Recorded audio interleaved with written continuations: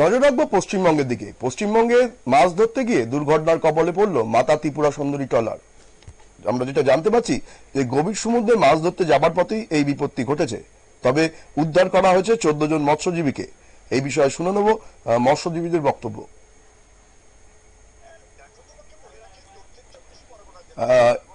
আমাদের প্রতিনিধি গোপাল শীল রয়েছেন, তিনি এই বিষয়ে বিস্তারিত জানাবেন। গোপালবাবু, বিষয়টি ঠিক কি হয়েছে?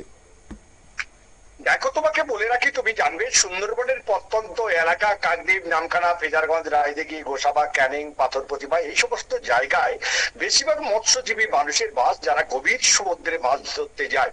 কিন্তু সেই মাছ ধরতে গিয়ে বারে বারে বিপত্তি ঘটে, কিন্তু সেই বিপত্তি ঘাট থেকে বেরোবার আগে ঘটবে এমন মনে হয় আশা করতে পারছিলেন তারা 14 জন মৎস্যজীবী।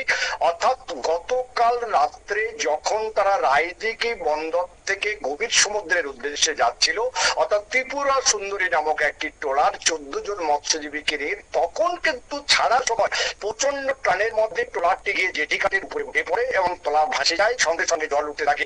মৎস্যজীবীরা চিৎকার চেঁচামেচি করে, যে যার কিন্তু জীবন বাঁচাতে তাদের কাছে যাই ছিল জলের ড্রাম, লাইফ জ্যাকেট যা নিয়ে তারা সমুদ্রের মধ্যে তারা ঝাঁপ দেয়।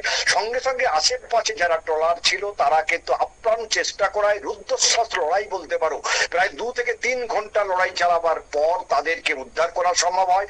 স্থানীয় যে রায়দিঘি হসপিটাল রয়েছে সেখানে তাদের নিয়ে যায়, চিকিৎসার পরে কিন্তু তাদের ছেড়ে দেয়। আশ্চর্যের বিষয় একটা তোমাকে জানিয়ে রাখা ভালো, এই ত্রিপুরা সুন্দরী আরো একটি ট্রলার, অর্থাৎ ত্রিপুরা সুন্দরী 2 গত 15 দিন আগে একই মালিকের ট্রলার কিন্তু তলা ফেসে ঠিক ওইখানেই কিন্তু জলে ডুবেছিল।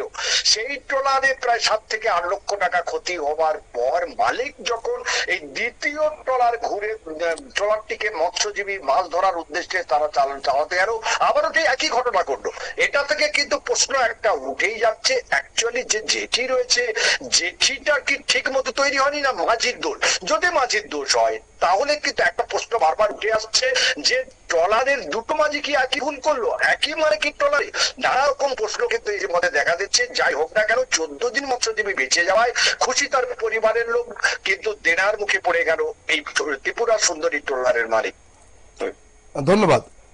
আমরা জানতে পারলাম যে এর আগেও একটি ট্রলার এরকম দুর্ঘটনাগ্রস্ত হয়ে পড়েছিল এই মালিকের, এবং এর আবার পরে ত্রিপুরা সুন্দরী ট্রলারটি ক্ষতিগ্রস্ত হয়, মালিক আর্থিক ক্ষতির মুখে পড়েছেন।